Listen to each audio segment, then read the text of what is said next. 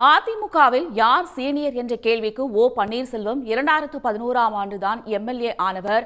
ஆனால் 1989ஆம் ஆண்டே தாம் சட்டமன்ற உறுப்பினராக வெற்றி பெற்றவன் என எடப்பாடி பழனிசாமி பதிலடி கொடுத்துள்ளார். அதே சமயம் பழனிசாமியை விட சீனியர் பலர் இன்னும் கட்சியில் இருப்பதை டிடிவி தினகரன் சுட்டிக்காட்டியுள்ளார். அவர் தலைமையேற்று 10 இந்த நாடாளுமன்ற தேர்தலோடு 11 தோல்விகள். இங்கே ஒருத்தர் இருக்காரு, யாருன்னு உங்களுக்கு தெரியும்.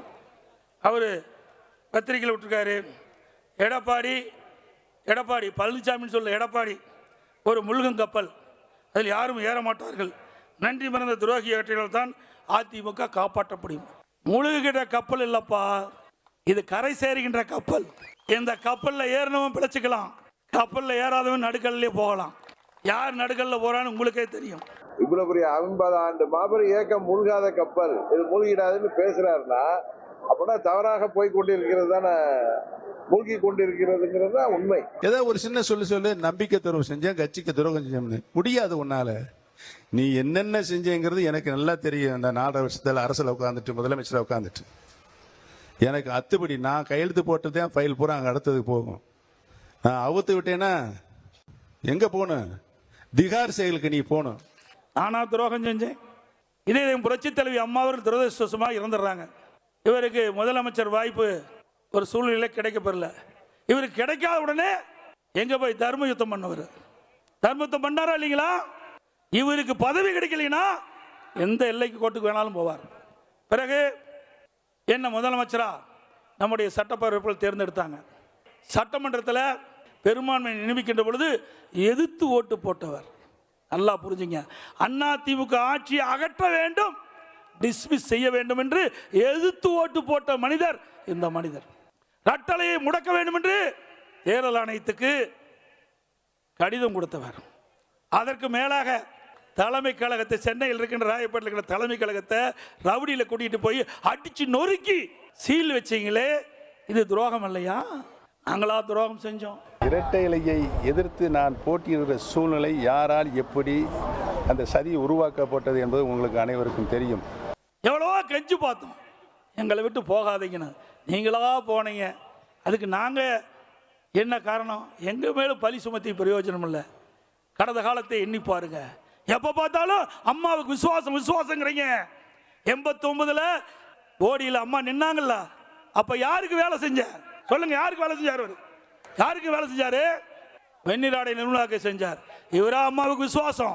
துரோகம் செஞ்சவர் எங்கே நிற்கிறார் என்று பாருங்க. ஆட்சி பொறுப்புல தவழ்ந்து வந்து முதலமைச்சரான ஒரு லாட்டரி சீட்டு யோகம் மாதிரி அந்த பதவியை கொடுத்தவர்களுக்கு துரோகம், 4 ஆண்டுகள் அந்த ஆட்சி தொடர்வதற்கு பாதுகாப்பு தந்தவர்களுக்கு துரோகம் என்று வரிசையாக துரோகத்தை தவிர வேறு எதுவுமே தெரியாத பழனிசாமி இன்றைக்கு துரோகிகள் பட்டியல் எழுதுவது ரொம்ப நகைச்சுவையாக இருக்கிறது. இன்னும் சொல்லப்போனா தமிழக வரலாற்றில் துரோகம் என்ற சொல்லுக்கு ஓமையாக இருக்கக்கூடிய போகிற பெயர் எடப்பாடி பழனிசாமி. அதனால அம்மாவோட 22 வருட காலம் நேரடியாக அம்மாவுடைய கவனத்திலே பணியாற்றுகின்ற வாய்ப்பை என் வாழ்நாளில் பெற்ற பெரும் பாக்கியமாக கருதுகிறேன். எப்பொழுது பார்த்தாலும் சீனியர் நீங்க 2001 தான் எம்எல்ஏ, நான் 89 எம்எல்ஏ, 91 சேலம் மாவட்ட செயலாளர், 91 எம்எல்ஏ, 89 எம்எல்ஏ, 91 எம்எல்ஏ, வாரிய தலைவர்.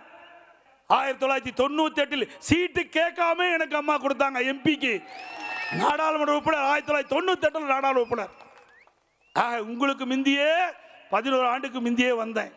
72 இயக்கத்துல இருந்து புரட்சி தலைவர் காலத்திலே சட்டமன்ற உறுப்பினரானவர்கள்லாம் இருக்காங்க. 77 சட்டமன்ற உறுப்பினர், 80 சட்டமன்ற உறுப்பினர்கள், 84 சட்டமன்ற உறுப்பினர்களாக இருந்தவர்கள் எல்லாம் இருக்கிறாங்க. அதனால தான் சீனியர் அப்படின்னு அவர் சொல்றதே ஒரு பொய் என்பது எல்லோருக்கும் தெரியும். ஒன்றுபட்டால் உண்டு வாழ்வு, இணையாமல் வெற்றி வர முடியாது என்பதுதான் தமிழக மக்களுடைய தீர்ப்பாக 11 தேர்தலில் இருந்திருக்கிறது. ஒரு பயிர் செழித்து வர வேண்டும் என்று செழித்து வளர்கின்ற பொழுது களைகள் முளைக்கும். அப்படித்தான் இப்பொழுது அண்ணா திமுகவிலே களை எடுக்கப்பட்டுகின்றது. பயிர் செழித்து வளர்ந்து நல்ல விளைச்சலை 2026 கொடுக்கும் நேரத்தில் தெரிவிக்கின்றேன். பழனிசாமி எது பேசினாலும் நரித்தனமாக நயவஞ்சகமாக அடுத்தவர்களை ஏமாற்றுவதற்கான வார்த்தையாக தான் இருக்கும். உடனுக்குடன் செய்திகளை தெரிந்து கொள்ள சன் நியூஸ் பெல் ஐகானை கிளிக் பண்ணுங்க.